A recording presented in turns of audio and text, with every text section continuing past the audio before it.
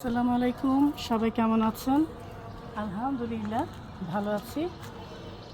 আমি চলে আসলাম ছাদে। ঘরে মাংস খেতে খেতে আর ভালো লাগছে না, তাই একটু পুঁইশাক পাতা নিব, এর জন্য ছাদে আসলাম। অনেক রোদ উঠেছে আজকে। পুঁইশাকটা নিয়ে যাই, পুঁইশাকটা ভাজি করব, তারপর খেতে হবে।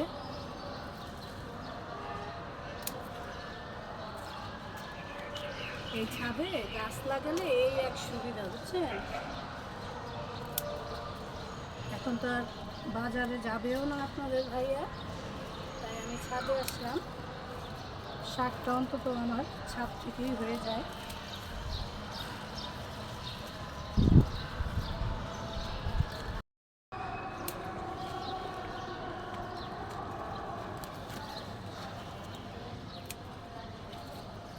একবেলা খাওয়ার মতো শাক উঠাবো, বেশি উঠাবো না। এই তো হয়ে গেল, আর তোলা যাবে না, এইটুকুই আমার হয়ে যাবে। আর এখানে দেখো না, দেখছো কামরাঙ্গা সিম, এটা তুলে নিচ্ছি। মাশাল্লাহ, ছাদেও উঠি না। আর এই যে দেখেন, আর আছে নাকি? হ্যাঁ, আরেকটা আছে। এই যে দুইটা কামরাঙ্গা সিম পেয়ে গেলাম অদিনে। এই তো, আর একটু কাঁচামরিচ তুলবো ছাদ বাগানের।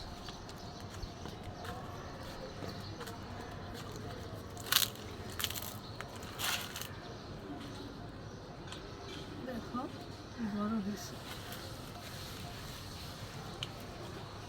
অনেক কাঁচামরিচ ধরছে কিন্তু, না?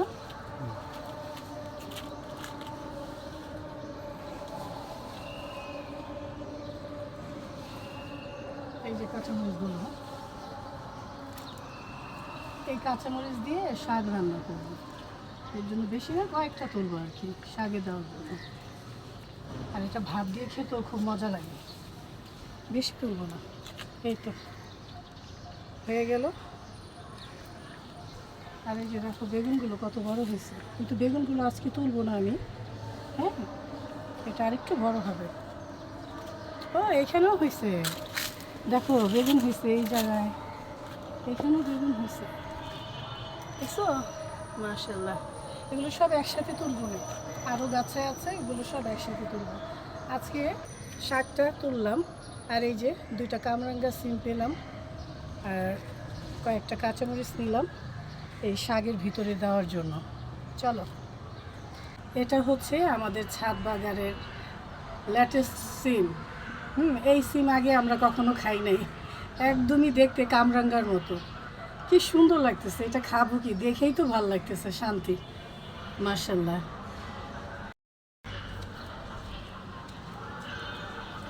এই তো ছাদ থেকে নেওয়া হয়ে গেল, এখন চলে যাচ্ছি ঘরে। চলে আসলাম রান্নাঘরে। পুঁইশাকটা আমি কেটে নিয়েছি, ধুয়ে নিয়েছি, পেঁয়াজ কুচি করেছি, রসুন, আর এই যে ছাদ বাগানের কাঁচামরিচ। তেল দিয়ে দিচ্ছি।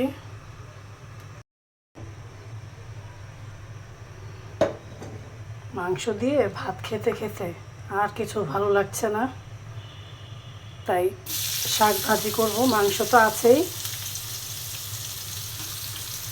রসুন দিলাম,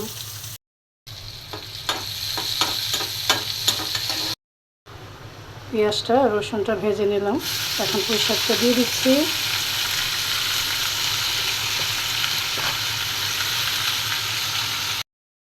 দিয়ে দিচ্ছি ছাদ বাগানের কাঁচামরিচ, আর দিচ্ছি লবণ।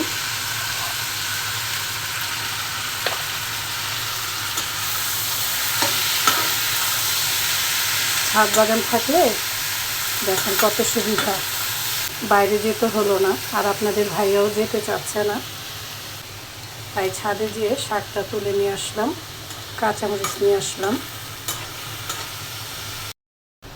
শাকটা ঢেকে দিই, আর এই যে ভাতও বসিয়ে দিয়েছি। আজকে পেটটা ভরে একটু ভাত খাওয়া যাবে, গরম গরম ভাতের সাথে এই যে শাক ভাজিটাও হয়ে গেছে।